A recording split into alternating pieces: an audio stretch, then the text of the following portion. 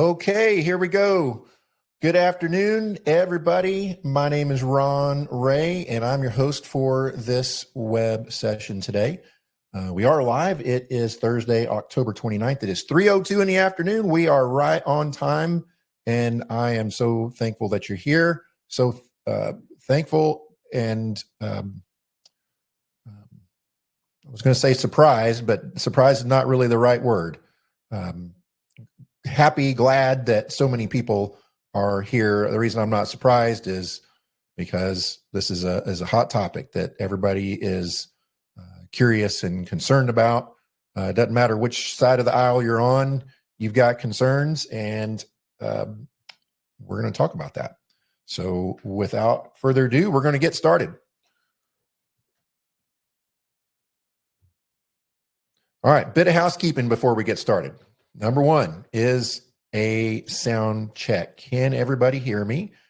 Sometimes I've been known to be on these web classes and I can be talking for 15 minutes and all of a sudden somebody will type into the chat box, I can't hear you. And what it was is I forgot to unmute myself. So just give me a little thumbs up or somebody tell me, yes, I can hear you in the chat box. And then that's our second item of housekeeping. Thank you. I see that at least one there says they can hear me. If you do have a question or a comment, just type it into that box somewhere. It should be right on the right side of your screen. I believe it's on the right side of mine. If you have a question, you can type it into the box. I'm going to try to answer your questions live on the air today. Some of them, I just may not get to, or it may be too personal of an answer. That I may want to take it offline, and I'll either email you or give you a call tomorrow or the next day and get that taken care of. And then I want to let you know, stay tuned to the very end because we're going to have some bonuses at the end. One is if you've ever been to one of these steak dinner seminars that are put on by financial advisors, insurance agents, not unlike myself. I'm not saying it's a bad thing. We do it. Most of you, if you're our clients now at Turning 65 Solutions, you probably found us at a Medicare seminar or a Social Security seminar. But I have found lately when I want to do these things just on a whim or in a hurry or cheaply, I don't feed 100 people that have no intentions of doing business with me. I just want to talk to people who are actually interested in the information, not just there for the steak. So I'm talking to you folks today, but I've got a way to buy you that steak dinner, and I'll tell you how to do that at the end. And then at the end, your second bonus is going to be, I am going to turn you on to currently the highest short-term safe interest rate that you can get. And I guarantee your current financial advisor is not telling you about it. I'm going to tell you what it is, but you've got to wait till the end to get that because that's why they call it a bonus. You have to earn it. All right. And the way you earn it is just hanging in there with me. Now I've got about an hour and 50 minutes left on this software. It gives me 2 hours. I've got a lot of information and it is, this is different. This is a different webinar than I normally do. Normally it's black and white. I can teach you about Medicare. I can teach you about long-term care, investing, or Social Security. And it's just one way to do it. It is what it is. This one, this is not, it's not that way. There's a bit of subjectivity and a bit of unknown and uncertainty to it.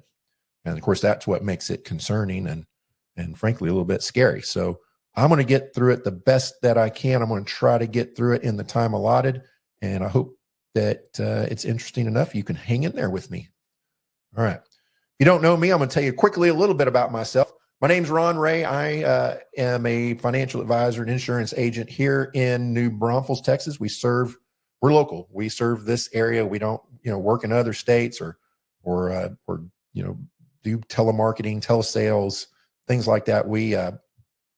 We're a local firm. We serve kind of this central Texas area from San Antonio up to Austin, and brick and mortar walk-in kind of company.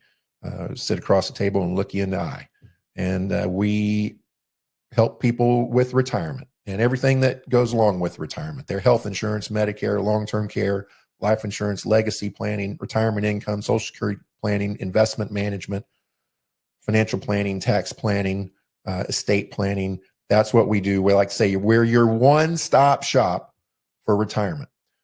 Been using another saying lately. I don't know if you've listened to me on the radio, if you're in the listening area of KGNB here in New Braunfels for radio show. I'll tell you about that in a little bit. But I've been saying on that a little a line. I like to say I'm your HR rep for the rest of your life. You know, when you're working and you're saving money and you've got health insurance, you've got this rep, this HR person.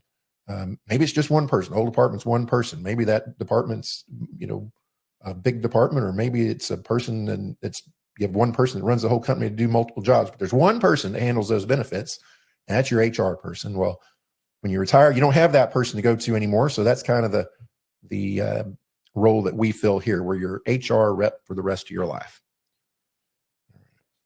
I'm the founder and president of these two separate companies, Turning 65 Solutions Tax and Insurance. That's our insurance agency that handles the Medicare and life insurance and long-term care insurance. And then also Homestead Family Wealth. That's our investment advisory firm, or fee-based fiduciary financial advisor. All right. Now, you may not know it, but I'm kind of a big deal. Not really, but got a little bit of credibility behind me. I've been in this business for a long time, almost 16 years. And I train agents and financial advisors all across the country. I speak at national conferences, training events. I write articles. I contribute to major publications. Most recently, Newsweek. I was on the Newsweek. I'm currently on the Newsweek Experts Forum for financial planning. And I now am the host of the To Your Health and Wealth radio program, Saturday mornings at 9 on KGNB 1420 AM or 103.1 FM here in New Braunfels, Texas. And we talk about everything health and wealth related in retirement so that you can live your best years in retirement. Saturday mornings at 9. All right, that's enough about me. Don't like to toot my own horn, but if you don't know me, you need to know, hey, who's this joker talking to me on this thing? Why should I listen to him? I want to lay a little groundwork here, because this can get out of control if we let it, and if we go into it with the wrong attitude. So this is a seminar or webinar about politics. It is not a political seminar. It's a very important distinction. I don't care what your politics are. I'm not going to tell you what mine are, not on purpose. And that's for a good reason. I'm going to try to give you the best, most objective assessment that I can.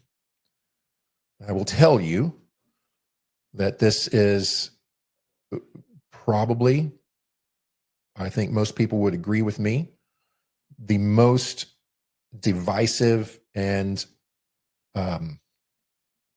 I don't even know what another good word is, divisive election cycle that I've ever seen.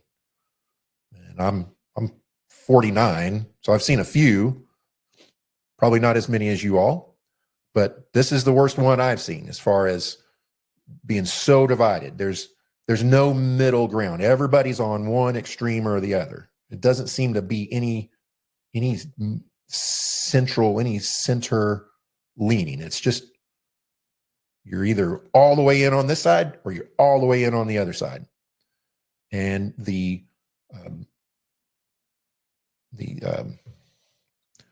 vitriol and bad blood and people getting angry and the social media stuff, and it's just really at an unbelievable level. And so I want to make that point, that this is a seminar about politics, not a political seminar. But I might also tell you that as I was preparing for this and trying to find good, sourced information and facts, and give you information where I could cite a source and give you the source, you can go and do your own research. I have to tell you, it was very, very hard, and in a couple of cases, impossible to find what I felt were objective sources for this information. If we're looking on for information about what Donald Trump is going to do, or what his policy statement, policy platform is, the sources that I can find, you can find on the internet, are not the most objective sources. And most of them are going to be, skewed against him. If you're looking for information about Kamala Harris's policy and platform stances and what she wants to do, there's not a lot of objective information out there. And what I found, most of them, not all, but most of the sources that I found were heavily biased for her. So what I tried to do is, as much as I could, I found the most objective sources that I could.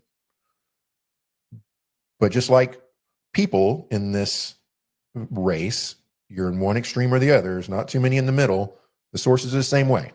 So if I cite a source that I feel is partisan or not objective enough, I'm going to point that out to you and say, okay, this is what it is, but I want you to consider the source. Okay, and I'll do that fairly on both sides. Now, I'm going to try very, very hard to keep my personal opinion out of it. There may be a part, especially when we come to the Medicare part, where I'm going to try, but you probably hear it in my voice, what I feel about the situation. For the rest of it, I'm going to try really, really hard. And my goal is, by the end of this thing, you don't know which side I'm on, except that I'm on your side. All right, here's the agenda. We're going to talk about the last 4 years, what's been going on. The next 4 years, what'll happen if Trump wins, what'll happen if Harris wins. Talk about a couple of different political scenarios, what happens in certain years, what happens if certain people or parties are in power, what happens with the markets, what happens with the economy. And then we're going to talk about what it all means for you and what you should do to prepare for it. Also, I said what you should do to prepare for it. This is also not some kind of doomsday speech where, you need to go, stock up on food and bullets. It's not like that. But there are some things you should prepare. We're going to be talking about taxes, Social Security, your retirement accounts, healthcare, Medicare. I'm going to spend a little extra time on Medicare. That's, as you know, that's something that we deal with a lot and near and dear to my heart. And it's probably the one that's in the most turmoil at this point in time, and also some estate planning and some effects that are going to happen with estate planning one way or the other. So let's get into it. Let's see. I don't see any questions. Every so often I'll pause and see if we've got any questions. I don't see any. I see lots of people saying I can hear you. So I'm going to continue on. All right. So taxes, the last 4 years. Taxes have been on sale since 2018. The Tax Cuts and Jobs Act of 2017 went into effect in 18.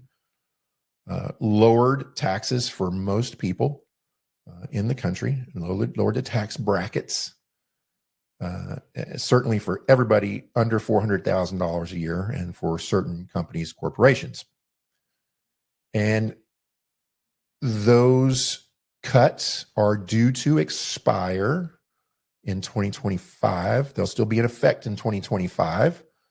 So we've got a little over a year left that your income taxes are going to be on sale. We'll talk about what that means in a little bit. When I say they're on sale, basically what it means is reduced. So if you make more income, either through work or other manners like capital gains, realized capital gains, or qualified retirement account distributions, IRA, 401k distributions, annuity distributions, they're taxed as ordinary income. You can do that now while taxes are lower. Transfer money to other places while taxes are lower. perform Roth IRA conversions now while taxes are lower. What do you think taxes are going to do in this country in the future? Are they going to go up or are they going to go down? It's already written into law that they're going to go up starting in 2026 if Congress doesn't extend the relief provided by the Tax Cuts and Jobs Act. Now, the tax brackets did increase by 4.5% for 2024. That doesn't mean the tax rates increased. The brackets just expanded to account for inflation. And you can see the current tax brackets for a couple married filing jointly. The 12% tax bracket now goes from $23,000 to $94,000. The 24% tax bracket from $201 to $383. Okay. All right. It's taxes. Social Security. So the Social Security Administration has recently announced that the trust fund is now solvent up until the year 2035. Last year, they said 2034. So they made a big deal that says, hey, you know, current economic and wage growth combined with low unemployment, hey, we can make it another year. Right? Now, last year, you got a 8.7% cost of living adjustment, cost of living raise in Social Security. It's the highest raise you've had in 40 years. And then earlier this year, you got an additional 3.2%. That was an extra one. It's like getting an extra paycheck in Christmas time. So we should be getting the regular cost of living adjustment soon, this fall, when they normally announce it, September, October timeframe. Now that cost of living adjustment, don't mistake how that works. That 8.7% cost of living adjustment, the largest increase in 40 years, that wasn't because Congress was feeling generous. That's because the law ties Social Security cost of living adjustments to the rate of inflation. So when inflation is up, the cost of living adjustment in Social Security is up. And when inflation is down, the cost of living increase in Social Security is down. So inflation is down. The thing you have to remember about inflation is when it's up, that means prices are rising at a rate of, let's just use this as an example, 8.7%. If the inflation rate of inflation last year was 8.7%, that means that the cost of goods in the market, everyday goods and services, is increasing at 8.7% per year. And then we hear on the news that, oh, inflation's down. It's down to about 3%. You know, the Federal Reserve is announcing, you know, we're getting inflation under control. We need to start lowering rates. And so inflation's come down. They use this wording very, very purposefully. Inflation is down. It's come down. It's 3.2%. That doesn't mean prices have come down. That means prices are going up more slowly this year than they were last year. They're going up at 3.2% per year. Nothing got cheaper, at least not for me. I'm still buying eggs and milk at the grocery store for $4 a dozen and $4 a gallon. Okay, nothing's gotten cheaper. But you're getting less money, less of an increase in your Social Security check. So your buying power of your Social Security benefit is lower than it was last year, I can promise you. Retirement plans. The Secure Act that was passed has been making some incremental changes to retirement plans and how they work. The current changes that are most affecting people right now, or they're all, in my view, good changes. They've added some small incentives for employers to encourage people to participate in 401ks and employer retirement plans. This year, the government added the ability of a person with a qualifying emergency to take a $1,000 penalty-free distribution from qualified plan. You still have to pay taxes on the $1,000. You just don't have to pay the penalty if you're under 59 and a half. Beginning next year, you can make, if you're between age 60 and 63, you can make more catch-up contributions if you're still working to retirement plans. Now, starting actually last year, but now is when it all kicks in and people are realizing it, employers are now allowed to make matching contributions to a Roth 401k on a Roth basis. So before, if you were participating in a Roth 401k versus a traditional 401k, the pre-tax version, your employer could match, but they matched on a pre-tax basis. Well, now they can match on a Roth basis. You get that money from your employer as well as your contribution, and it's tax-free as long as it meets the qualifications for taking it out. It's tax-free. So that's a good thing. And this is a good thing too. They reduced the required minimum distribution penalty. So required minimum distributions, you get to a certain age, tell you what that is in a minute. And then you have to start drawing money out of your traditional IRAs, traditional 401ks, your qualified retirement plans, because you've not yet paid income taxes on that money. And Uncle Sam wants his money. So you got to start taking it out. Another thing that changed was they raised that age when you have to start taking your required minimum distributions, RMDs, to 73. So if you've not yet started taking them, you're 70. You heard that number, 70 and a half for all your life. When you turn 70 and a half, you start taking money out. Well, then they raised it during COVID to age 72. And now, as of last year, 2023, it's now 73. Okay? It's currently 73. Now, if at some point after you're required to start taking RMDs, you miss one or you don't take enough, the penalty up until last year, 2023, has been 50%. So if your RMD was $10,000 and you didn't take it, whatever reason, you forgot, you didn't know, you took it out of the wrong account, whatever the case was, the government doesn't care what the reason was. You did it. You didn't do it. And there's a penalty. That penalty was 50%. You would have paid a $5,000 penalty. Well, that was the stiffest penalty in the U.S. tax code, reserved specifically for senior citizens. It's only category, only offense that had that high of a penalty in the tax code. They did lower that starting in 23 to 25%.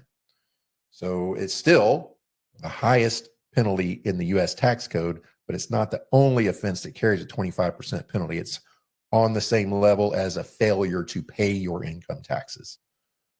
25%. So be sure, if you're getting close to that age, 72, 73, you're talking to your advisor and finding out, when do I need to take this? How much do I need to take? Do I need to take it out of all of my accounts proportionally, or can I take it all out of one account?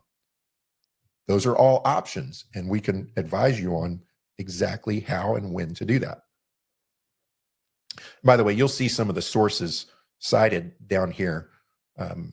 So you can see none of this as of yet. This first part is all pretty factual. So there's not a lot of room for bias. Medicare. All right. I spend a little bit of extra time on this one. I'm flying through pretty quick because, it's the current situation. It's pretty factual, and there's not much we can do about it. I got a question there. Does RMD apply to Roth?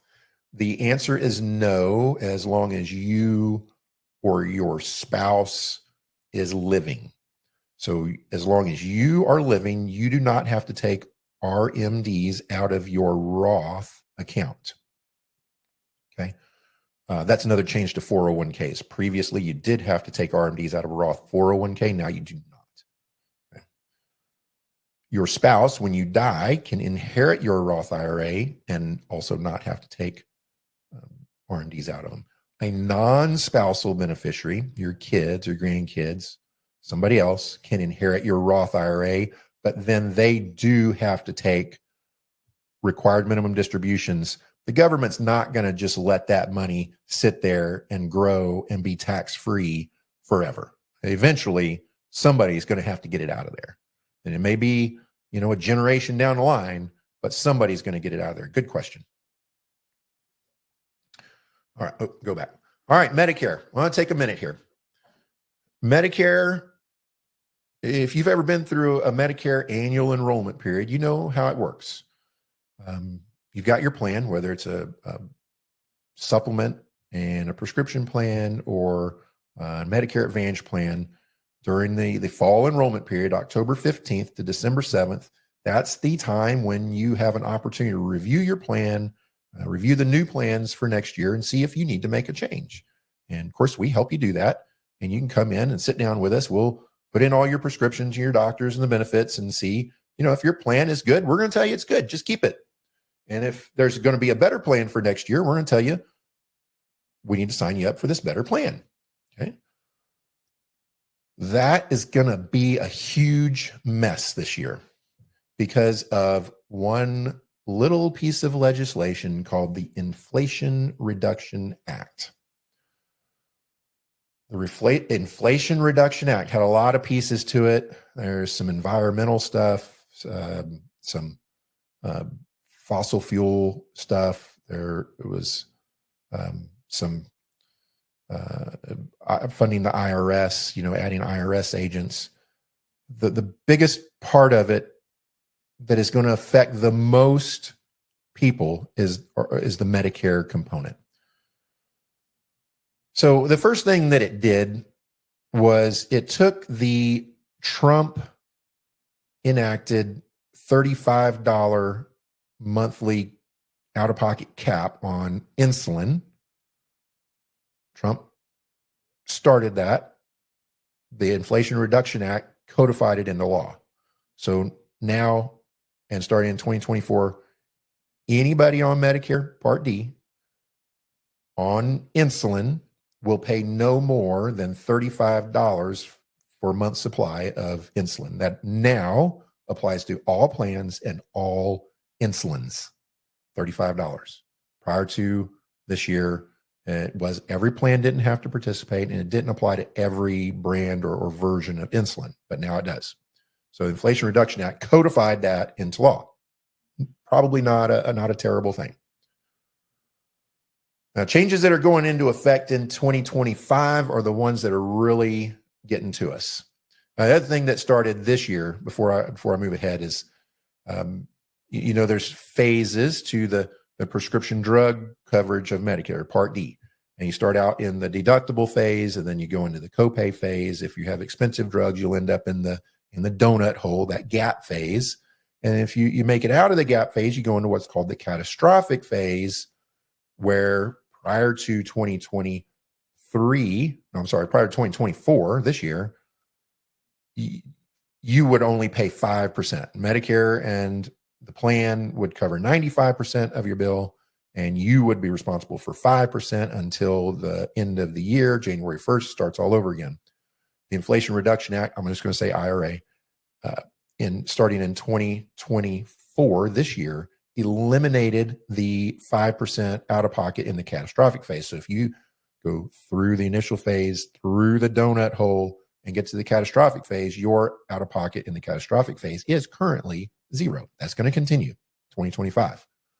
The big change in 2025 is that a overall $2,000 out of pocket spending cap goes into effect.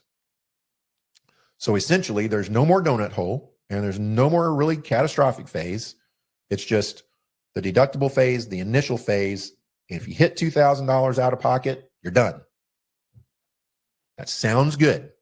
And it is. It's going to be good for some people.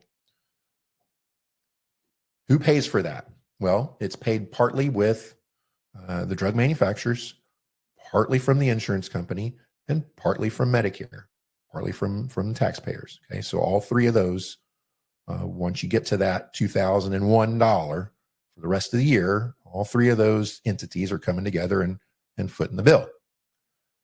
Well, the majority of that responsibility was placed on the insurance companies, your Part D provider. Okay, well, let's face it, these Part D companies, they're insurance companies, they're purpose for existing is to make a profit.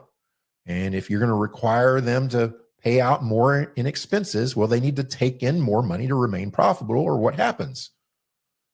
They're not the government. They can't just print money. They have to bring in more money than they put out, or they go out of business and they go away, right? So what do they have to do to make up for that loss? Is they have to raise premiums. So some of you have a plan that's got a 50-cent per month premium. Some of you have a plan that's got a $6 a month premium, $12, $25, or $48. Well, all of those were going up. And we're in the midst of that time every year when it's August 29th. We should have known from the insurance companies what these premiums are going to be by now. We don't know anything yet. We don't know what premiums are going to be. We don't know what copays are going to be. We don't know what drugs are going to be covered. So they raise the premiums. They reduce the number of drugs that they cover. They change the formularies around. They raise the copays. All of that is changing. That's important to know. I'm gonna tell you why that's so important right now. Not because it's going to cost you more. It is, but there's another reason. So I just wanted to go back and look and say, okay, well, how many people is this actually going to help? I always think, hey, if we can put a cap on out-of-pocket cost, that's a good thing. That's going to help people. How many people is it going to help? $2,000 doesn't sound like a lot to me, because I know what a lot of people are paying. Way more than $2,000. I've got people paying $2,000 a month, more than that a month, for certain drugs, cancer drugs, Parkinson's drugs, MS drugs. There's some special drugs that Medicare does cover, but they still have enormous out-of-pocket costs. So I wanted to try to see how many people are going to be helped by this. And so the newest data that's available from Medicare was 2001. And so in 2001, there were 1.5 million Part D enrollees, people who were actually enrolled in Medicare Part D, either through a standalone prescription drug plan with a supplement or a Medicare Advantage plan with prescription drug coverage. There were 1.5 million of those who actually paid more than $2,000 in out-of-pocket costs for their drugs in 2001. There were 48 million people enrolled in Part D. So out of 48 million people enrolled in Part D, 1.5 million of them actually paid more than $2,000. That's 3.1%. Less than that of the total amount of Medicare beneficiaries. There's actually, in 2001, there were 63.7 million people enrolled in Medicare, but this particular statistic doesn't apply to the ones that aren't enrolled in Part D. So we're just going to look at that smaller number, 48 million. 3.1%, 1.5 million people out of 48 million would have been positively impacted by this change. So I say, well, okay, well, let's extrapolate this out. And these sources, by the way, there's whitehouse.gov. So that's the White House. That is going to be biased towards whoever's in the White House. However, everything here is factual. I can't say that anything here is not true. And another source for the statistics down here comes from kff.org, which is the Kaiser Family Foundation. I find them to be pretty objective when it comes to just informing you about healthcare news. Kaiser Family Foundation, kff.org. All right. So just let's extrapolate those numbers out to today. So Medicare tells us, that's this source down here, number 2, data.cms.gov, that as of August 2024, so as of this month, there are 54 million people enrolled in Part D out of 67.3 million total Medicare beneficiaries. That's a 12.5% increase from 2021. So if we just apply that 12.5% increase to that number, that tells us that in 2025, when this goes into effect, there's about 1.7 million Part D enrollees that may exceed $2,000 in out-of-pocket cost. 3.1%. All right. So those are the same numbers. But, since 2021, there's been, 3 years of pretty stiff inflation. So let's err on the side of, safety there. Let's add 20%. I don't know if that's right, but it sounds fair. If we add 20% to it for the last 2.5 years, that makes 2 million people out of 54 million people, or 3.7% of all Part D enrollees that stand to benefit from this $2,000 cap. That also means that there's 96.3% of everybody that's on Part D that will probably experience no positive benefits from this change, from this law. I'm not saying they're going to have negative effects. Probably going to pay higher premiums, probably going to pay our higher co-pays. Maybe some of your drugs may not be covered. Maybe some of your generic drugs that you're used to paying zero for might be a couple of bucks or $5. I don't know. We don't know yet. We should have known by now, but we don't know yet because it's all still in flux. We just don't know. So this goes into effect. Remember, this bill was enacted 2 years ago. And so the insurance companies knew this was coming. The government knew it was coming. And so they've been planning for it. And so, I mean, I'm no statistician, but I can come up with these numbers here just from a Google search. What do you think the actuaries, the really, really smart mathematicians at the insurance companies are going, hey, we need to do something or we're gonna go broke. So they started raising their plans and filing their plans for the upcoming year with Medicare, with the government. They have to file them and get them approved by the government. They just don't put them out. The government approves them. And so when they did that, the government goes, whoa, wait a minute. This isn't good. You're about to go up on everybody's prices. Yeah, their out of pocket's going to be capped at $2,000, but that's only 2 million people. What about the other 52 million people that are going to be footing the bill for this? So they came out a month ago, the government did, Medicare, with what they are calling the Medicare Part D Premium Stabilization Demonstration Program. All right. Now, I read a big, long paper about this.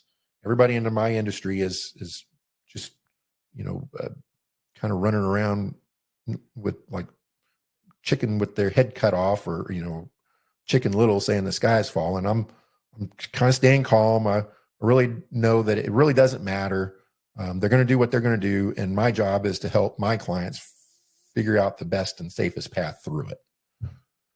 But I need to be informed. So I read a big, long paper from a couple of different sources, just kind of research and data firms.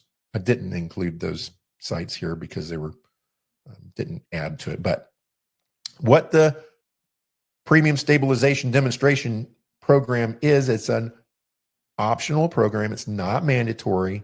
Every Part D provider, so your Aetna, Humana, WellCare, SilverScript, United Health, all the Part D plans can, on a voluntary basis, participate in the program. And if they participate in the program, there's certain restrictions placed on them as to how much they can raise premiums. And it's not as much as they were going to say, and I'm just making this up. So don't go call Aetna and say, I said they were going to raise their premiums from $6 to $65. But if they're going to raise them to $65, they're going to participate in the stabilization program. They can only raise them a maximum of $35 per month. So if it's $6, they can raise them to $41 a month. That's the maximum they can go. But they're still losing money. They can't do that for very long, or they'll go out of business and everybody will be in trouble. So what happens? What is the Part D Premium Stabilization Demonstration Program? What is it actually? It is a subsidy for the insurance companies from the taxpayers to offset the unintended consequence of the Inflation Reduction Act on Medicare Part D. Okay. It was going to kill the insurance companies, which in turn we're going to be forced to pass that cost down to the consumer. And guess what? That's not a good thing to do in an election year. So Medicare, the government, the administration had to bail it out. So they had to bail out their own program. This year, it's voluntary. They're going to see how it works out, if it helps, if it provides any relief, and then they'll probably adjust the law according to what they learn during the demonstration program. Now, I want to point out this. I'm sorry, I always use this pointer on my screen as if you can see it, but then I realize you can't see it. So I'm going to use my little John Madden tool right here. This line right here comes from this source right here. The House Ways and Means Committee. This is a letter that the Ways and Means Committee wrote to the Congressional Budget Office requesting the CBO do an analysis of the Part D Premium Stabilization Demonstration Program, a cost analysis, and see what it was going to cost the taxpayer. That letter comes from a Republican-controlled committee, and there is some biased language in it. I took an excerpt that I felt was as factual as it could be. And it is factual based on the documents from the government, the documents from a data source. Milliman is the data source, if you're curious, that I read in my research on this. I mean, this is a month old. There's not a lot of information out there. You can Google it, and you can find some sources, and you can find this letter. So I just want to point that out. I'm trying to be as fair as I can. And I think this will probably be the only section of the presentation where you'll be able to get a read on my opinion. Hopefully, that's my goal. All right. Any questions so far? I think we've got a little bit of time, maybe a little bit ahead of time where I can answer some questions. If you have one, type it in the box. I forgot to mention, you're going to have to type your questions into the box. And the reason for that is because we just got too many people on and a short period of time. So I'm not going to be able to unmute anybody and let you ask your questions verbally. So just type them in there and I'll try to get to them. All right, moving on. That was Medicare, current state of affairs. Estate planning. This is important too. If you've got an estate, and I don't care how big or small it is, if you've got assets that you're planning to transfer to somebody upon your death, pay attention to this. The current law, as enacted by the Tax Cuts and Jobs Act of 2017, that was a Trump administration initiative, did some things that helped estate transfer. The first thing it did was it doubled the exemption for the federal estate tax, gift tax, and generation skipping transfer taxes. The gift tax exemption, the generation skipping transfer taxes, those are achievable by most people, I'd say. Those aren't big numbers. The federal estate tax is something that you hear because insurance agents, particularly life insurance agents, like to use it as a scare tactic and say, you better get some life insurance so that your kids don't have to pay estate taxes, not knowing or not telling you, probably because they don't know, but maybe because they know and they just don't want to tell you, that the current, and it actually has been this for a long time, the current federal estate tax exemption is like $11.4 million for a couple. And you don't even need an AB trust anymore. It just passes on from one spouse to the other. I don't know anybody, maybe two people, maybe three families that might fall into that. Certainly nobody that I work with as a client would be subject to that. And so it's really not an issue. It's certainly not something that should be used as a tactic to sell life insurance. Okay, so please don't let somebody tell you that you need to buy life insurance or buy an annuity or do something else because you don't want to lose your estate taxes. It's probably not going to happen. If you think you're going to be above $11.6 million for a couple, hey, let's talk about it. And we'll come up with some options. I've got some options. probably not life insurance, but we'll talk about it. All right. Not a fan of life insurance if you're not haven't picked up on that yet. Certainly not. I should rephrase that. I'm not a fan of using life insurance as an investment. Put it that way. All right. Here's one you do need to pay attention to. The Tax Cuts and Jobs Act increased the tax basis for inherited assets to their full market value upon death. So certain assets, real estate, non-qualified brokerage accounts, securities like stocks and bonds and mutual funds that you own inside a non-qualified account, like not an IRA. Not an IRA is it's taxable, right? So those are capital gains tax, not ordinary income like you would. I'm sorry, I'm getting a little distracted by the question there. I'm going to stop. I'm going to answer that question. What's the estate tax amount for a single? It's half that. So that's for a married couple, that 11 point, I think it's 11.6. I may have misstated that. I'll look it up in a minute. It's half of that for a single. So that's it. However, if that estate came from a married couple, so you're a surviving spouse, the total may still apply to you. And listen, verify what I'm telling you because I'm not a CPA. It may apply depending on when your spouse died or when it was set up, because prior to the Tax Cuts and Jobs Act, you had to have had what's called an AB trust in place for that other spouse's half of the exemption to pass on to their surviving spouse. Otherwise, it got cut in half. Okay.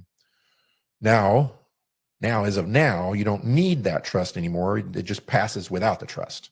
But I'm not a CPA, not qualified to give tax or legal advice. So do your own homework on that. Okay. Here's one that is going to affect everybody in here.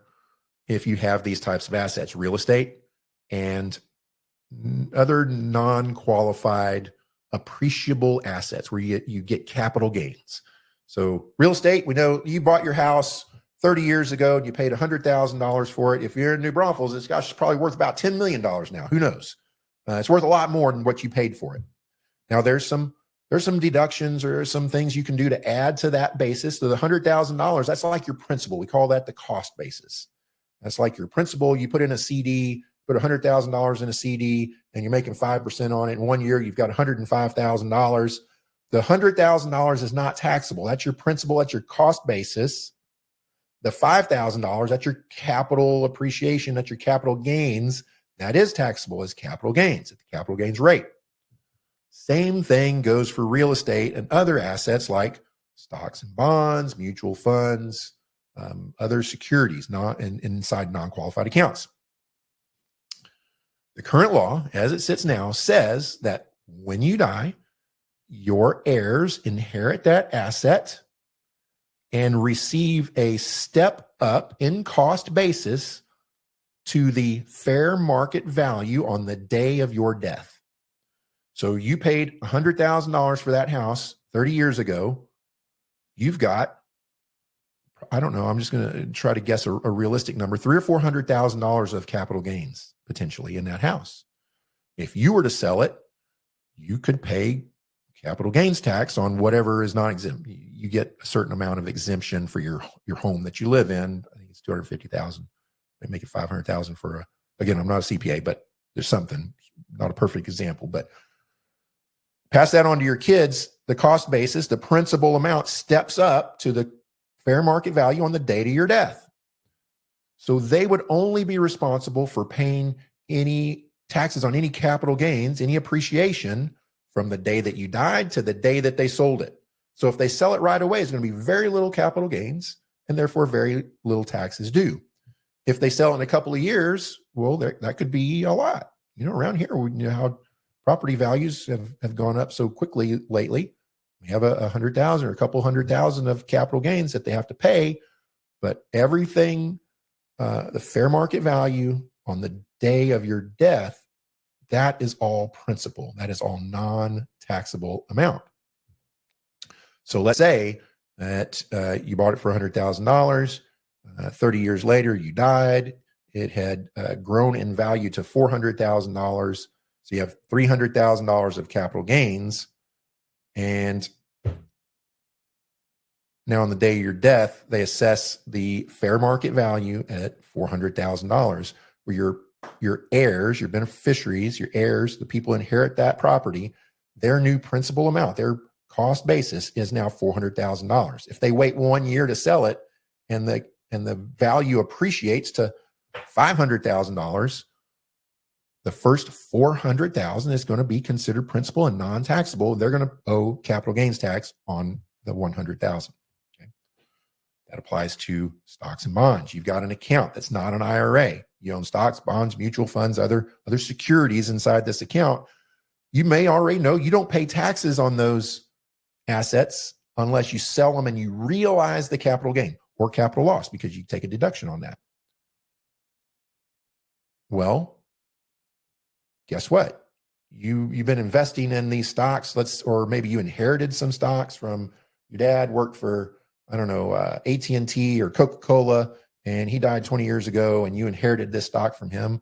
And now it's grown by, AT&T is a bad example. It's grown by, I don't know, 400% since then, and you die and you pass it on to your kids.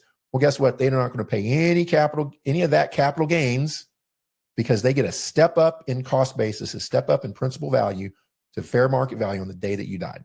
Okay? That's the current law. Okay. Now, that's where we're at now. That's where we've been for the last 4 years or more. Really, the Tax Cuts and Jobs Act went into effect in 2018. The Inflation Reduction Act went into effect in 2022. The Secure Act, there's been a couple of Secure Acts, so it depends on what section of you're talking about when it went into effect. Next 4 years, if Kamala Harris is elected, Vice President Kamala Harris is elected president, here's where we get to some of the, it's biased, but I'm going to try to present both these sides as fairly as I can and present you information that's as factual as I could get it at the time that I got it. Okay. There's a couple of these since I built this slide presentation have already changed. And I'll tell you for both of them, but really Harris a little more, there's very little that's actually been stated, and even less it's been written down about where she stands on certain things. Okay, what we know is in the next 4 years, if Harris is elected, there's a fairly good chance that this is what's going to happen, because she did vote against the Tax Cuts and Jobs Act of 2017 and is presumably not looking to extend the provisions of that act that expire in 2025. That's when I tell you taxes are on sale right now.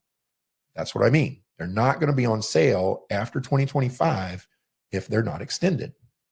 This is one of those, first one on the list, that may have already changed.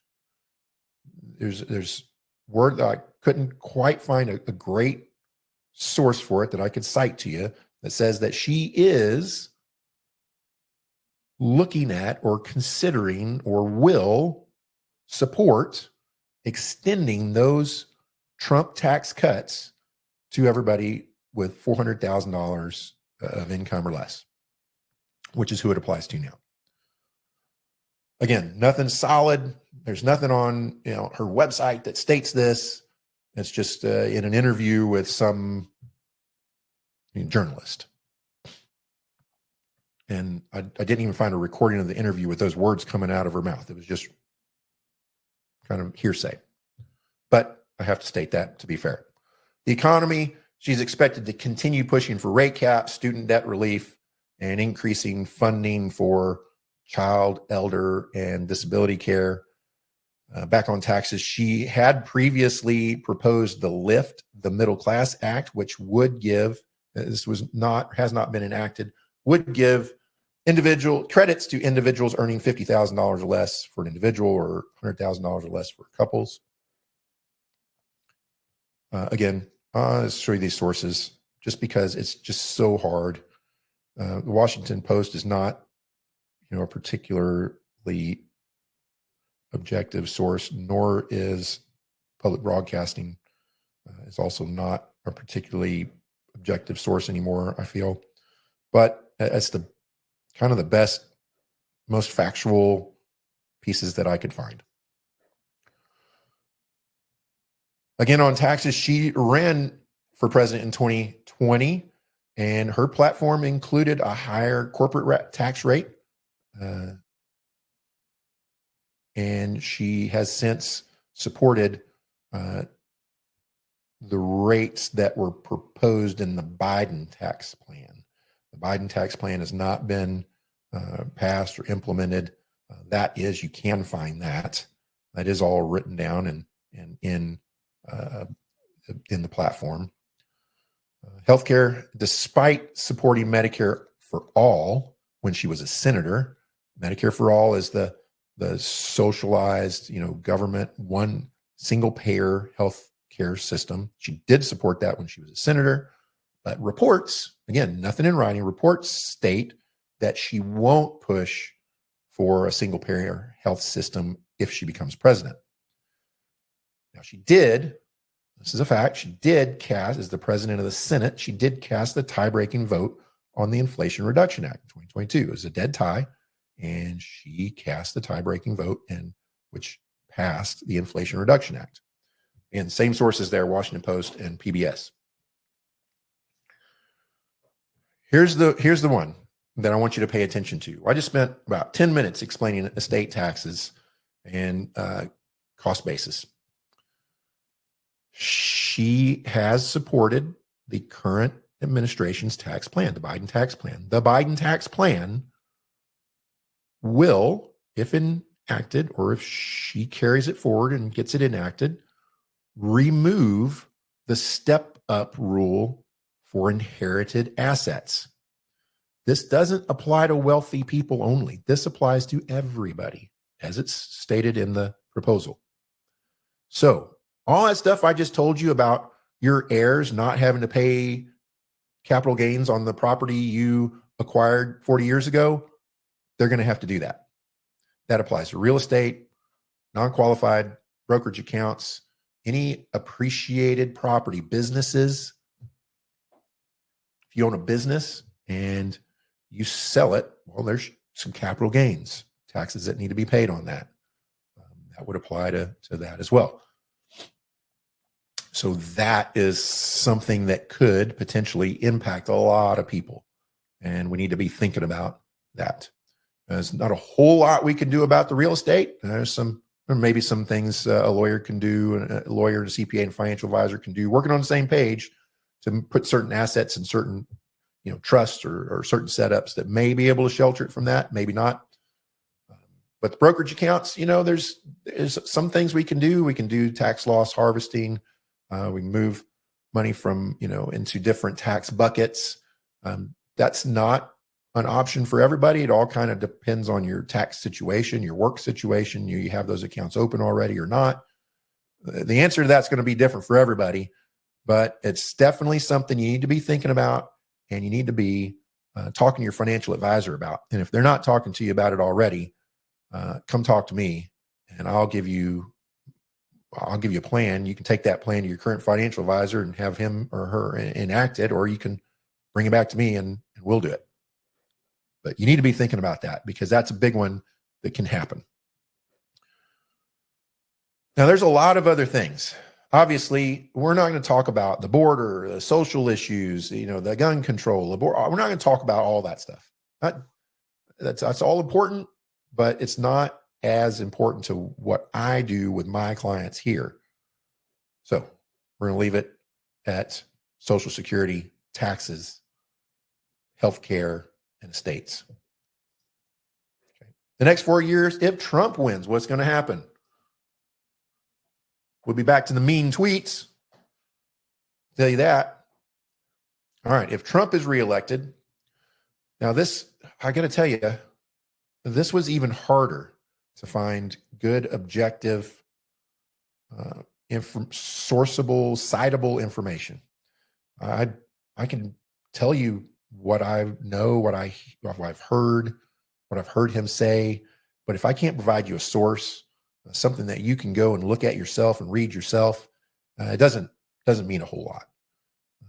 It's just another form of hearsay. So I'm trying to find good sources for you, or at least cite a source, and they're not all good. And I'm trying to get the best ones that I can. And it was tough. It was hard on the Harris side. It was even harder on the Trump side. We're talking about inflation. Everybody's talking about inflation. That's what's hitting our pockets. It's causing everything to go up, not just goods and services, but insurance. That's our business. So Trump's thoughts on inflation, one thing is he's promised to establish a 10% tariff on all goods imported into the country. This elevated cost could be passed on to individual consumers. The source is NBC News, definitely not a Trump-leaning organization. You could have your thoughts on tariffs one way or the other. That statement sounds a little bit biased, but it's not wrong. I can't say that that's not factual. That cost could be passed on to individual consumers. The purpose of those tariffs, that's not the purpose of them. The purpose is to get those other countries to play ball and make us a better deal. May work and may not. And that cost may be passed on to consumers, and that would add to inflation. Education costs. Trump continues to promote the dissolution of the Department of Education. That would probably, if there's no Department of Education to administer them, they'd probably end the subsidized student loan program and the public service loan forgiveness program. That's a program where if you have student loans and you go into certain public service, primarily teaching, you can and stay there for a certain number of years, you can have your student loans forgiven. And so it's an incentive to get people into jobs that nobody wants to do anymore, like teaching and law enforcement.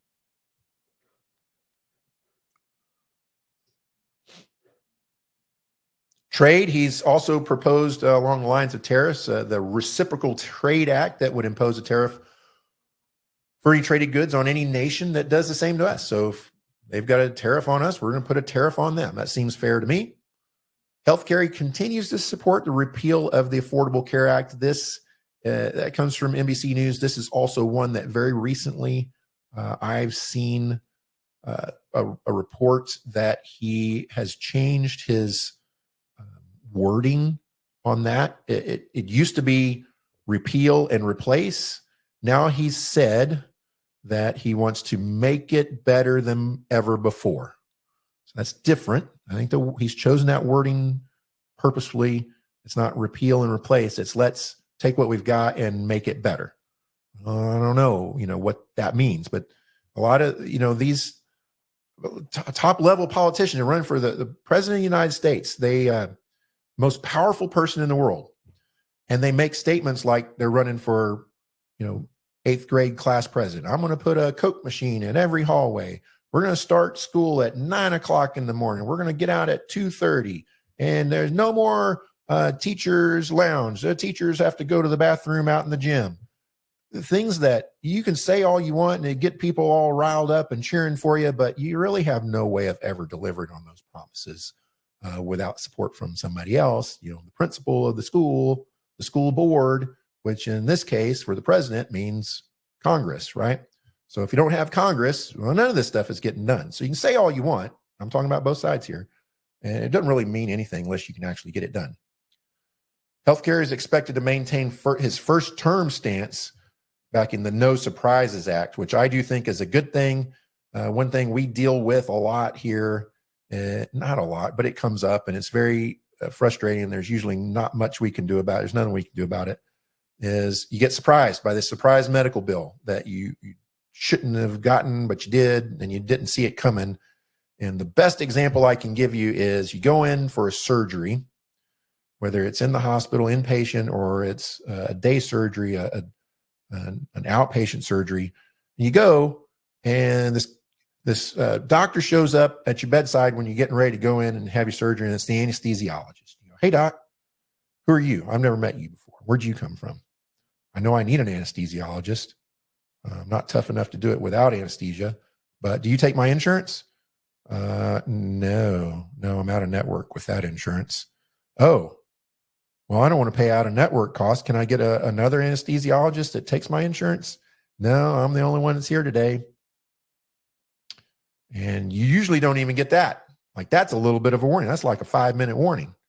It's something you don't have a choice for. Usually it happens a month later when you get the bill. And it should have been a $40 copay. It ends up being a $4,000 bill for this anesthesiologist. Didn't take your insurance, but you didn't have a choice because you can't bring your own anesthesiologist to the surgical center. You can't pick them off a list. And it's the only one that works there. And so the No Surprises Act, among other things, other transparency measures, would eliminate those kinds of things. That's why it's called the No Surprises Act. I think that's a good thing. Both these sources also,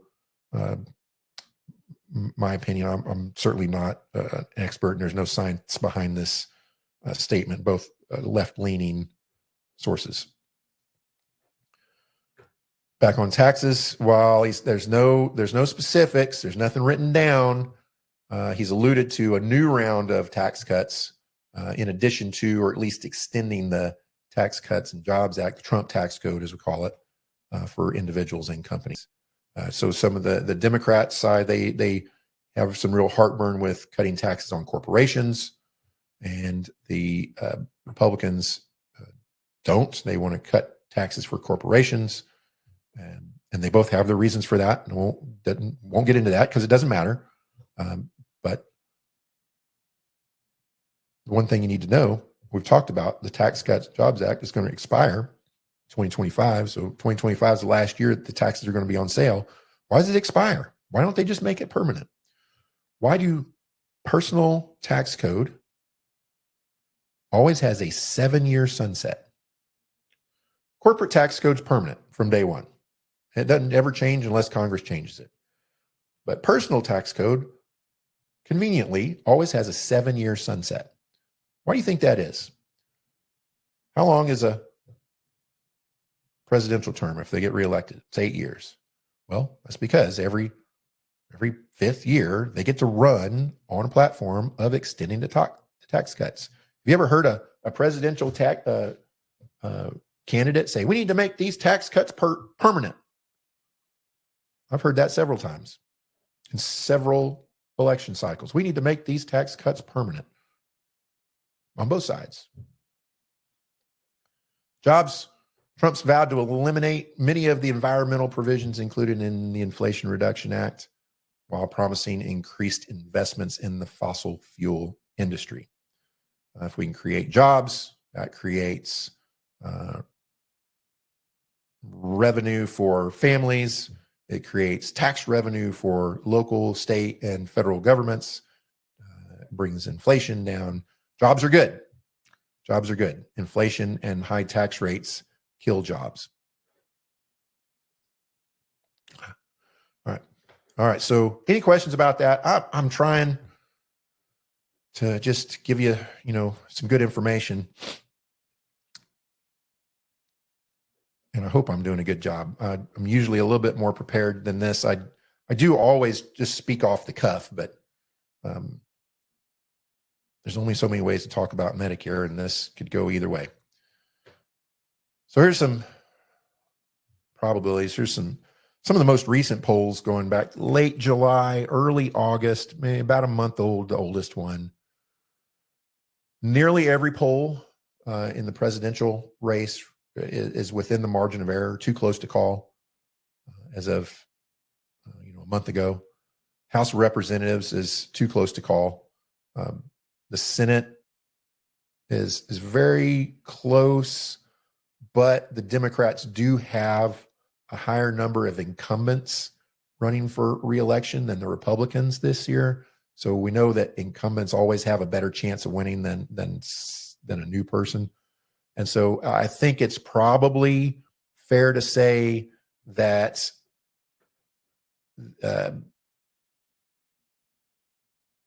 it is probably fair to say that the Democrats are going to win the Senate or keep the Senate. The House of Representatives, I think it's a toss up. And again, I'm not a political analyst. I'm not a pollster. It's just my feeling about it. The House of Representatives could go either way. I think the White House could go either way. I think it was probably heavily weighted in Trump's favor until they switched their candidate on the Democrat side. And that kind of got everybody on their side, the Democrat side, charged up and excited, and the polls are looking good. And it's I think it's too close to call. I think it could go either way. It's only August 29th. We've got a ways to go. Anything can happen. Anything can happen between now and then. My whole point with this part right here is just to say, I don't know what's going to happen. I don't think anybody knows what's going to happen. I don't think there's a pollster, an analyst, an insider. I don't think anybody knows what's going to happen. Now you can say, well, they're going to cheat. They're going to fix the polling machines. They're going to fix the voting machines, whoever they is. It could be either side. In 2016, the Hillary side said, Trump fixed the election. He stole it. In 2020, the Trump side said, Democrats, Biden fixed the election. They stole it. It doesn't matter what side you're on. It's all the same. It's all the same speech. It's just who's in charge is given that speech that day, right? I don't know what's going to happen. You don't know what's going to happen, but there's some things we need to be talking about before whatever happens is going to happen. Okay. I got a question here. Any comment about the taxation of unrealized capital gains? Yeah, that's fairly new. That is an issue. And again, as of the other day when I put this presentation together, I couldn't find anything that was policy from the campaign that said, this is what we're going to do on unrealized capital gains.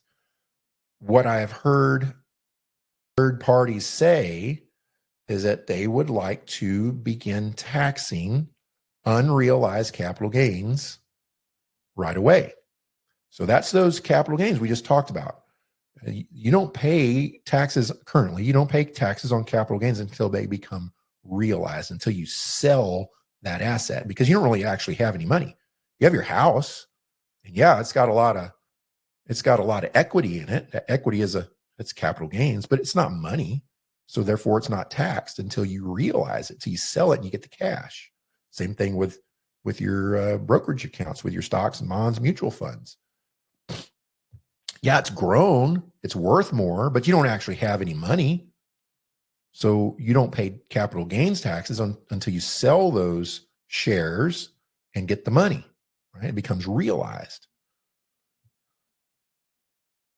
So the Harris campaign is at least suggesting, and it may have changed in the last couple of days, and I just haven't found it, written down anywhere as a policy statement, that they want to tax unrealized capital gains. But here's the thing, the bit of fairness that I think I have to inject into that. And the bit of fairness, it's like the estate tax thing, this using that estate tax as a scare tactic to sell life insurance. If what I'm hearing is true, that taxation on unrealized capital gains is only for really the wealthiest people and corporations. It would not apply to most of us. Now, again, none of that's written down. It's not written down as a policy statement, as a platform position. So who really knows? I don't know. It is worth mentioning. It is something that could happen. I would think that it probably wouldn't, because even if it's only going to apply to the richest people, who do you think donates the most money to these campaigns on both sides? The richest people. only the richest people. And they're not going to hurt the people that donate the most to them, that pay to put them in office. And again, I'm talking about both sides. They're not going to do it. It's like saying, I'm going to put a Coke machine in every hallway in the 8th grade. It's not going to happen that way. Now, what could happen is they could say, across the board for everybody, regardless of your income level, that would be in the interest of fairness, right? We're going to start taxing unrealized capital gains annually. Now, remember, you may get taxed on some of the money, some of the funds that are in your account.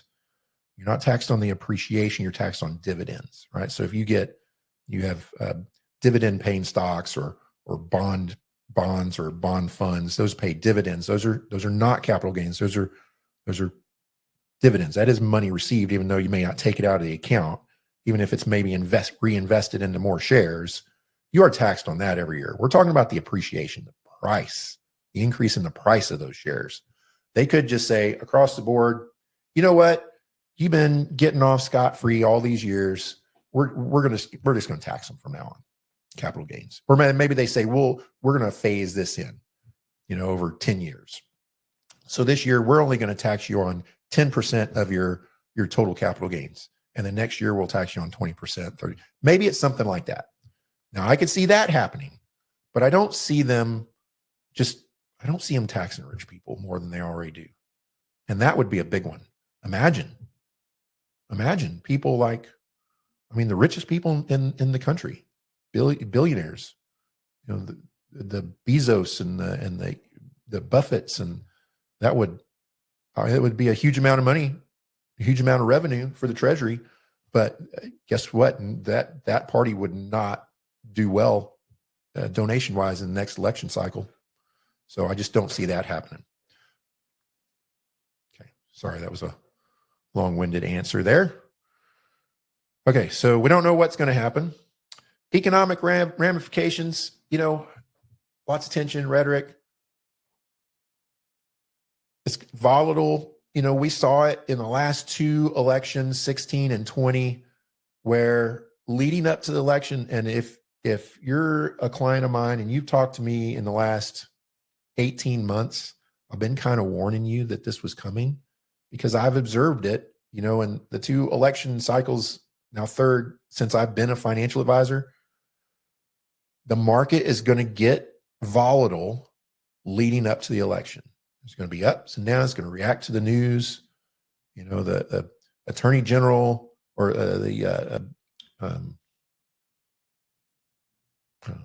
attorney general, director of the Department of Justice is going to come out and say, okay, yeah, this person did this, but she didn't mean any harm. It was just an accident. So we're not going to prosecute her. And then the market's going to react. That happened. That was, James Comey talking about Hillary Clinton. The market reacted to that news. It went crazy for a day or two, and then it came back to normal. And then as we get closer to the election, something else happens. Some other news happens. Somebody says something. Somebody does something, and the market reacts to it. That's going to get more pronounced and amplified as we get up to Election Day in November. And then we're going to have the election, and somebody's going to win. And depending on who is at least the projected winner on Election Day or the day after, the market's either going to go way up on the next trading day, or it's going to go way down, which will be the next day because it'll be Wednesday. And then over the course of the next few days or weeks, it's just going to kind of work itself back into normal. The market is going to do what the market is going to do as long as it knows what's going on. The market doesn't like uncertainty. And that's when we get volatility, when we have uncertainty. Right now we have uncertainty. We don't know who's going to be the president. We don't know what policies are going to be in place. We don't know what foreign policy is going to be in place. We don't know what economic policies are going to be in place. We don't know what fiscal policy is going to be in place. Okay. That causes volatility in the market. But once we have a winner, which who knows when that'll be, I think there's probably going to be some shenanigans like there was last time. And on election day, first Tuesday in November, we're gonna go vote. Maybe vote a week before. And that night, I predict right now that in a lot of states, we're going to get to midnight, 2:00, 8 in the morning, and there's going to be some states where they're saying it's still too close to call. We don't know, and they're not going to have a winner. That's my prediction. And then we're going to have recounts, and we're going to have accusations of cheating and voter suppression and all kinds of things. And it's going to take a little while to get a definitive winner. Maybe some lawsuits. This is nothing new. It's happened. I remember 2000, a hanging Chad situation in Florida. Remember, this is nothing new.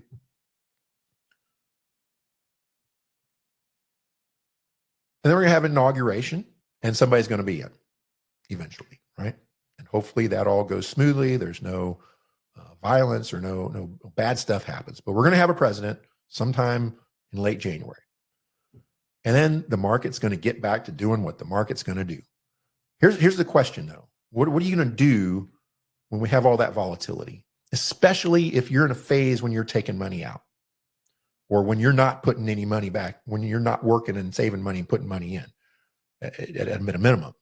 If you're taking money out, you have to be very careful because, yeah, it's nice to sell if you're on a peak, but if you're in a valley, are you going to not take your distribution that month because prices are low? You're not going to buy high and sell low? No, you're not going to change your lifestyle for a month because we hit a peak or a valley, right? So we have to figure out how to smooth out those peaks and valleys so that we're not as affected. Your lifestyle is not as affected by all these things that we can't control. We can't control the election. We can go vote, but we can't control what happens. We can't control what these people do and what they do. And there's lots of things that we can't control about the markets and in our accounts, but there's a lot of things that we can control that make those things we can't control have a little bit less impact on us.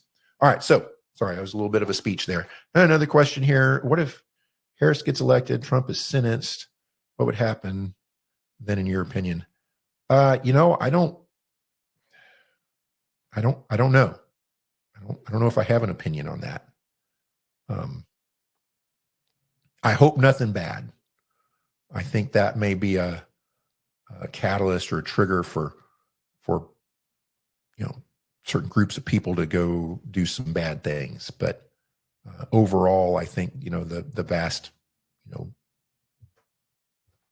percentage of the populace is not inclined to do bad things. So they may not be happy about it, but you know what? It happened. I got to move on with my life and make sure that I vote next time and try to persuade everybody I know to vote what I feel is the best way. I don't know. I don't think I have an opinion on that. I think it would not. And we would see some probably isolated incidents of bad stuff happening. I don't think it would have a terrible effect, or at least in no long-term effects on the markets. If that was, answers your question a little bit better. All right. What happens to the stock market during election years? Well, going all the way back to 1929, if we look, really there weren't many down election years. You've got, the Great Depression years, 28, 32, that was Great Depression era. 36 are starting a little bit to come out of it. 40, beginnings of World War II. Then we have kind of the post-war era. The markets are good. And then we really don't have another down election year until 2020. Bush Gore, that was the dot-com bubble. 2008, Obama McCain, that was the 2008 financial crisis. So really, we're looking at 1, 2, 3, 4, only 4 election years when we had a negative market, and at least 2 of those had really nothing to do with the immediate election. Right? I'm not saying elections don't have consequences, but the drop in the market didn't have anything to do with the actual election. Probably none of those if we really looked at them. So what's the point of that? The point is, if you're in the market, don't get out just because we're having an election, because what's going to happen? You're probably going to miss out on some pretty decent gains. I mean, look at Trump Clinton, 12%, Trump Biden, 18%, Obama Romney, that wasn't an easy election, 16%. Okay, remember that wasn't a super friendly election. So you'd probably miss out if you said, hey, I'm just going to pull my money out of the market this year and I'm going to sit out on the sidelines just because, it's an election year. I'm not saying you shouldn't do that, but I'm not saying you should. I'm not saying you should do that, but I'm not saying you shouldn't. I'm saying let's talk about it and see, what are your goals? What do you actually want your money to do? Is your money in a position where it's really going to get hurt by this? Maybe not. Now, I get this question. Well, what if Harris wins? What should I do? What if Trump wins? What should I do? Those are very good questions. And I think I've got not a perfect answer. It's a very abbreviated and simplified answer. But the answer is, it really doesn't matter. That's what I'm saying. The market's going to do what the market's going to do. The market doesn't care who's in the White House, right? Or the market, our money. Now, there's other things that who being in the White House does matter. Taxes, inflation, jobs, those things all affect our money, and who's in the White House does matter. But when we're talking about markets, the market doesn't care. We've only had 1, 2, 3 4-year presidential terms when the market was down. I'd have to go back and do some research. Maybe somebody here can tell me what, besides Watergate, what happened in the second Nixon and Ford administration that caused a down market. But Bush won. This is Bush Jr., first term. We're down 12.5%. That is the end of the dot-com bubble in 9/11.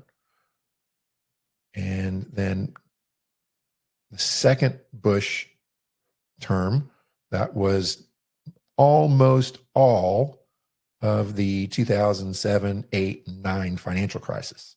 So that financial crisis, that recession began in the fall of 2007, went all the way through 2008, and hit the bottom in March of 2009. Well, guess who was inaugurated in late January of 2009? President Obama, for his first term, where he had an up market of 84.5%. Now, if the market was down 31.5%, how much do you have to make? What percentage do you have to make from there to get back to where you started? Right around 62%, probably a little bit more than that, maybe a little bit less than that. Let's say if just make the math easy, if you're down 50%, how much do you have to make to get back to where you started? When it's not 50%, you have to make 100% from where you're at the bottom to get back to where you started. So 84.5% doesn't look very good. Now the next 52.9%, that looks a little better. And then we're up from there. So, don't take my word for it. Warren Buffett is a very well-respected investor, made billions and billions and billions of dollars over the last 80 years. And he says, you don't want to have a political view when you're investing. If you had done so over the last 77 years, you would have missed out on a lot of the party. Like, the point is, don't not invest because you don't like who's in the White House.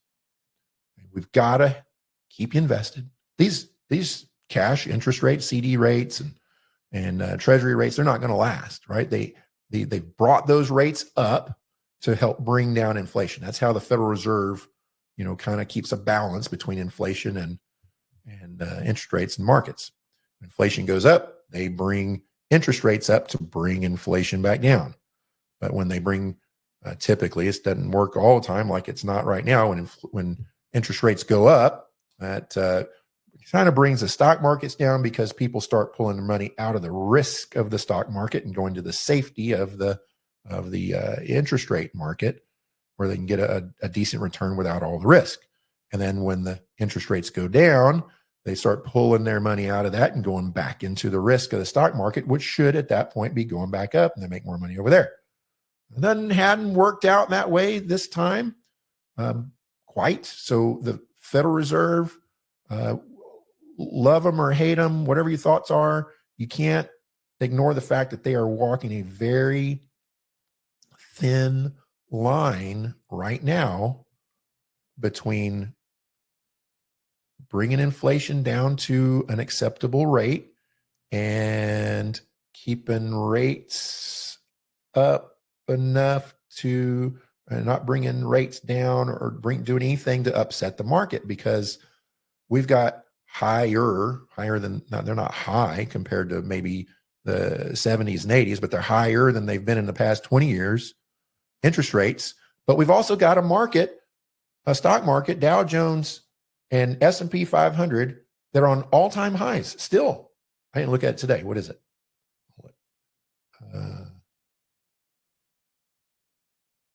Yeah, so the Dow Jones is up, up a little 0.5% today.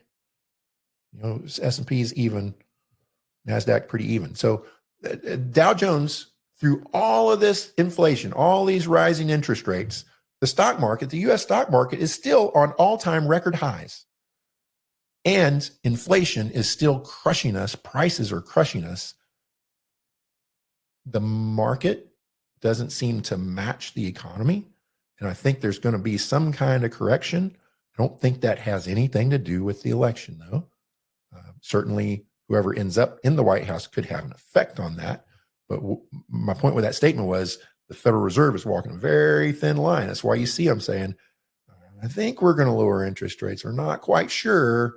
What they're kind of doing is putting out a little feeler to see how the market reacts to them just suggesting that they're going to lower interest rates. Now, I think it would be very convenient if they lowered interest rates right before the election. It's not a bad thing for a candidate to say, hey, look what we did. We brought inflation down from a 40-year high down to where they're at now, 2-3%, whatever that point is at that time. And therefore, we're lowering it. We got the Federal Reserve lowered interest rates, and now companies can start borrowing money cheaper and reinvesting in the economy. And we're going to get these public service initiatives. We're going to build bridges, and it's very convenient for them to be able to say that at that time. And I would expect that would happen, but you'll see the Fed come out and give these little hints, like we're thinking about it. The data suggests that we may be ready for it. But they've been doing that for a year and it hasn't happened yet. I think it's coming in September, probably 2 more times this year, probably 1 more next year. It's already cooked in. And I think the market's already priced a lot of that in, and you won't see huge fluctuations due to that, but you'll see little movements.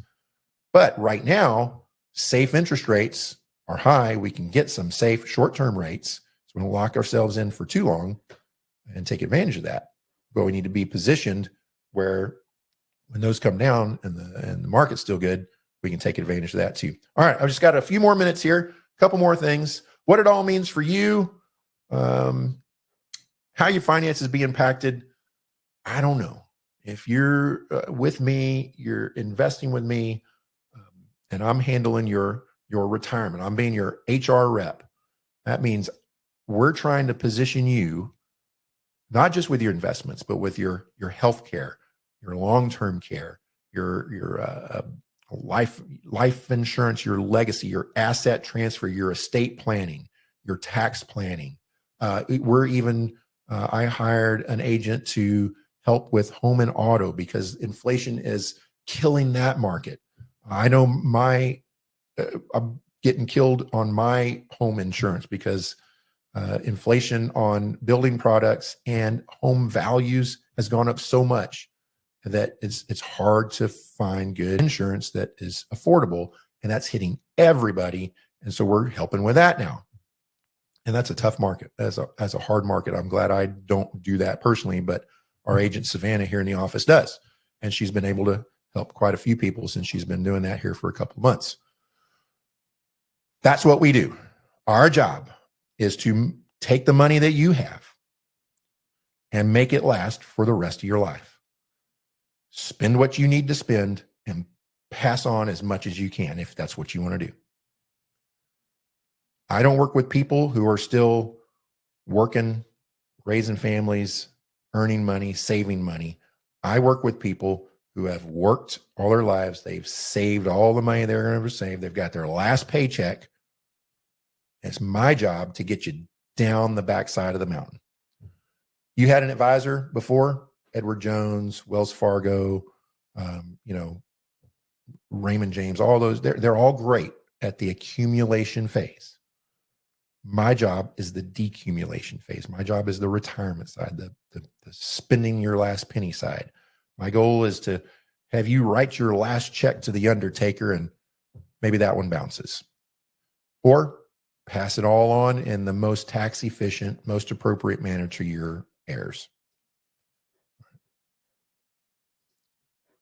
So these are things you need to do. And whether you do it with me or you do it with your current advisor, do it, and do it quickly, because it's not going to get better between now and November. It's going to be September in 3 days. All right, so we've got 5-6 weeks before the election. And then we've got another, month and a half to the inauguration. It's not going to get less volatile. And the worst thing you want to do is be retiring or starting to take out distributions when the whole thing tanks. So there's things that we do. My job is to flatten out those peaks and curves, make them these nice wavy lines. Nothing has no risk. And not a single plan that I put together has zero risk, but we bring that risk down and get you a reasonable return with the lowest amount of risk that we can for your situation. So review your goals, what you want your money to do for you, what you want your insurance plan, your tax plan to do for you, and your current situation. A lot of times, I would say 8 out of 10 times when a new person comes to me or a new couple comes to me and they say, Ron, we've got this. I set this up when I was 50. I changed my allocation and I got this insurance and I prepared for retirement. And I've got this 60-40 portfolio, but I'm really conservative with it. And I need to make this money last. When we really dig into it, we find, number one, your portfolio is not nearly as conservative as you think it is, or as conservative as you actually are. So they're incongruent.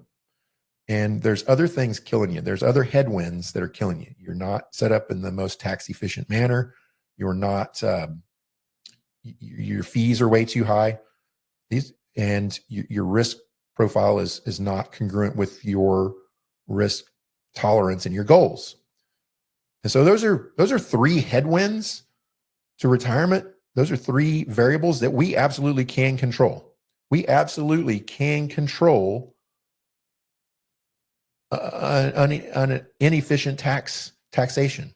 We absolutely can control high unnecessary fees or hidden fees. We absolutely can control the matching of your portfolio risk with your actual personal risk tolerance and your goal tolerance. Number 3, take advantage of these tax breaks now. If you've been thinking about, or if you've heard about, or you're on the fence about Roth IRA conversions, taking money out of a traditional IRA, paying the taxes on it now when they're on sale, and converting that to a Roth IRA where they're going to be tax-free for you and your inheriting spouse, and for a period of up to 10 years for your non-spousal beneficiaries, tax-free. Now is the time to do that. You have to be very careful with how you do that, how much you do, because it can cause other things like the Medicare surcharge, that Medicare IRMA amount. It can cause you to move into higher tax brackets and other things. But we do the analysis. We say, determine exactly how much you can afford to convert in any one year before we start moving up those levels of tax brackets and IRMA and Social Security taxation. And then the value of that conversion begins to come down. It's a curve. And if we hit the top of the curve, that's where we want to hit. But we may start coming back down the backside of the curve, knowing that we're going to make it up in 10 years in tax-free money. It's a balancing act, and it's kind of a tolerance that you have for paying money now, knowing you're going to save more later. But we don't want to pay too much. We don't want to pay more than we have to. And we certainly don't want to get surprised with something like IRMA too late, 2 years after the fact. Number 4, use an advisor to take the next step. I hope that's me. If you're already with me, thank you. If we haven't talked about these things, shame on me. Come in, we'll talk about them. If you're not with me and your current advisor is not talking to you about these things, you need to find out why. That's a problem. Your current advisor needs to be talking about all of these things. Now, I'm not saying what their plan or their method should be for accomplishing these goals. Every advisor works a little bit differently, but they need to at least be paying attention. And if they're still worried about getting 30-year-old workers to make $100 automatic deposits into mutual fund accounts, that's not an advisor that you need to be working with. They're not in tune with your situation. They don't work on the decumulation side. And I'll add a little thing. If you can look it up. Gosh, I'm running out of time. I've only got a few minutes left. Advisors get paid. I get paid as a financial advisor. I'm very passionate about getting paid for what I do. I do this. This is how I feed my family. It's how I feed the employees, pay the employees that I have, the insurance agents that I have. But don't pay too much. There's fees. There's hidden fees. There's fees that you didn't even know were there. There's fees that can come after the fact when you sell an asset. But don't be totally opposed to paying a fair fee, because Vanguard did the research. The number one top king dog of do-it-yourself cheap investing, Vanguard, did a study, and that study said, or the results of that study said, that investors who use and hire and pay an advisor make on average 3% more per year net of fees, after fees, than a do-it-yourselfer.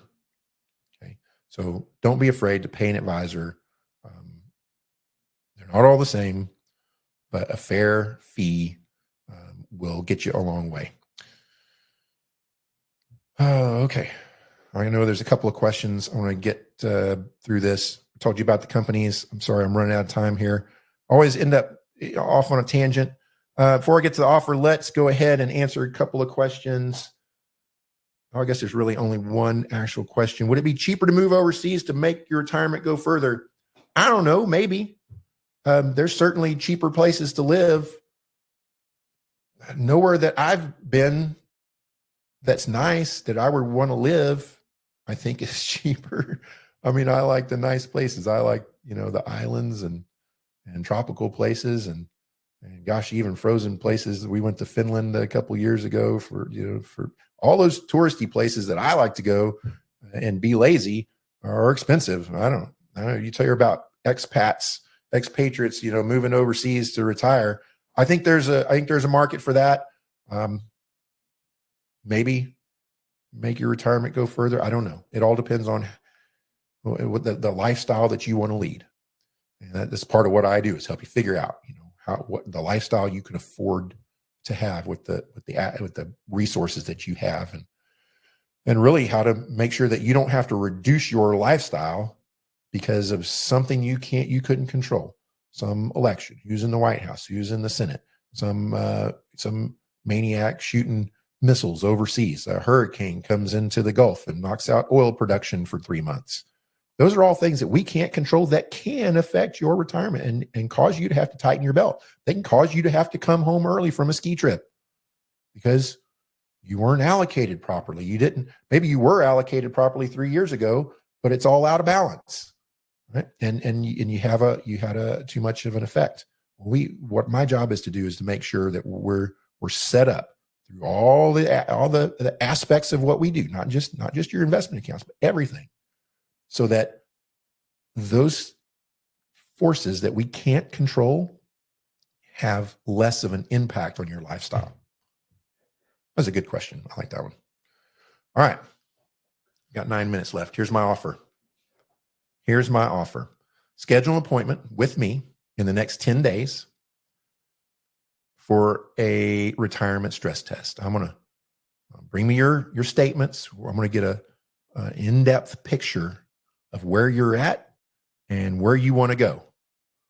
And we're going to talk about everything, not just your investment accounts. We're going to talk about your health, about your legacy, about your long-term care plans, what your state plan, how's that set up, how you're paying taxes, and then I'm gonna put your plan, your current plan, through a stress test. I'm gonna see how it holds up under certain scenarios. Now it's not a perfect predictor of what's going to happen, but there is a certain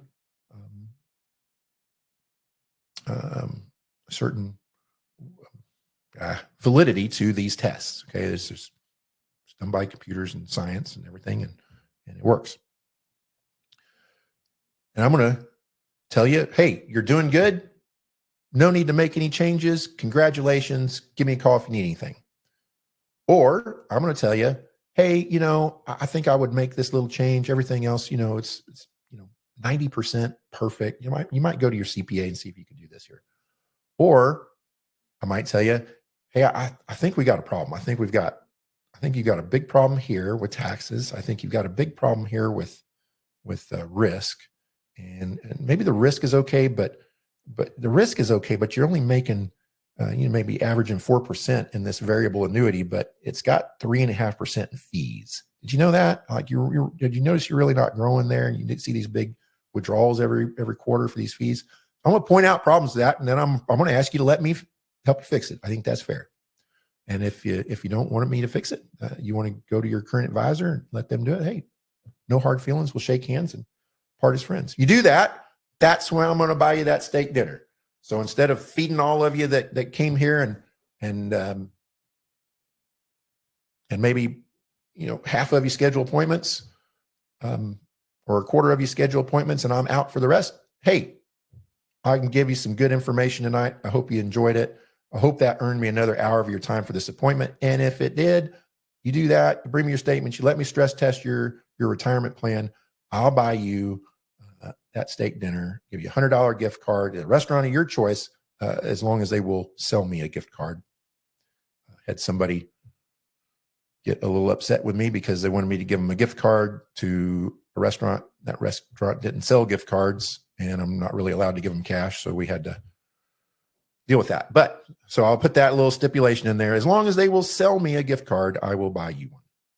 All right. So that's my offer. There's a little button up. Should be able to see it on your screen now. You click that green button, says schedule appointment. That will take you directly to my calendar, my personal calendar, where you can schedule that appointment at your convenience.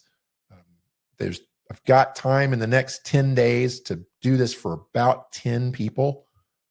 We're coming up to this Medicare enrollment season, and we're going to start getting really busy, which is, perfect for me. We've got all this election stuff going on and markets going crazy and all this work to do. Plus we've got all this upheaval in the Medicare markets. I've got to deal with that. Luckily, I've got some great help. My agents here, Erica, Peyton, Savannah, service manager, Kristen. Of course, everybody loves Betty up front to help me with all that. And it's going to go smooth. Everything's going to be fine, but we do need to get it taken care of. So I got about 10 slots in the next 10 or 14 business days, say, for anybody who wants to take advantage of that deal. Okay, bonus number 2. This isn't going to cost you anything. except for the next 2 minutes to listen to me tell you about it. I told you I was going to give you the best short-term safe interest rate that you can get right now. And I promise you, your current financial advisor is not going to tell you about this. Why? Because they don't get paid for it. They don't make fees when you buy savings bonds from the U.S. Treasury. I feel obligated as a fiduciary to tell you where you get your best deal. What is the best for you? What's in your best interest? And for up to $10,000 per person per year, you can invest in I-Series savings bonds. Not the highest, not as high as some of our CD rates, still 4.28%, but it's a 30-year bond, but you can cash it after 12 months without a penalty. So at least for the next 12 months, you can get 4.28%. That rate is variable. Once you buy it, it's locked in for that 12-month period, but it will change every 6 months. And the next change is due on October 31st. And that rate, part of it is fixed. There's a 1.3% that's fixed, so it won't go lower than 1.3%. The other part of it is variable, and it's based on inflation. So as inflation has come down, this rate has come down. So if inflation stays low, which has been a little bit lower since May when the rate changed last, it's come down a little bit. So I would say I don't sell these. I don't make any money to manage this for you or tell you about it. But you can go to treasurydirect.gov, set up an account. You can move money directly from your checking account into the I-Series Treasury bonds. Very easy. I do help clients do this, even though it's not something, I get paid directly for it, like not money that I'm managing, making management fees on, but I want you to make money. I want you to get a good deal and be safe. So you can do that up to $10,000 per person per year. A very wise person once told me one time, look at what the government limits you on. Look at the accounts the government limits. That's the one you want. Roth IRAs, I-Series savings bonds. Those are the ones you want. Okay. All right, folks, that is all I have. I'm going to put these disclosures up here. I'm not going to read them to you, but if you can read them here, if you want them, let me know. I'll email them to you. Hey, I've got a minute and a half left. I just want to say thank you so much. I can't believe so many of you hung in here for the whole 2 hours and listened to me ramble on about politics. I hope that I kept my word about this being about politics and not political. I think that I did. Otherwise, none of you would be here 2 hours later just listening to some boring guy talking to a microphone on a computer. Thank you so much. Give me a call if you have any questions. You can always hit the button right there, schedule an appointment, or call me tomorrow. If you're not sure if you want to schedule an appointment, you just have a question, you want to see what else we can do or how else we can help you. If you're our Medicare client already, give us a call. Get on our calendar now because we're filling those calendars now starting October 1st. We're going to fill up real fast because this Medicare Part D thing, that's going to be a problem, and we're going to be really, really busy. So get on our calendar now for that now. Thank you. Have a great evening. I love you all. Good night.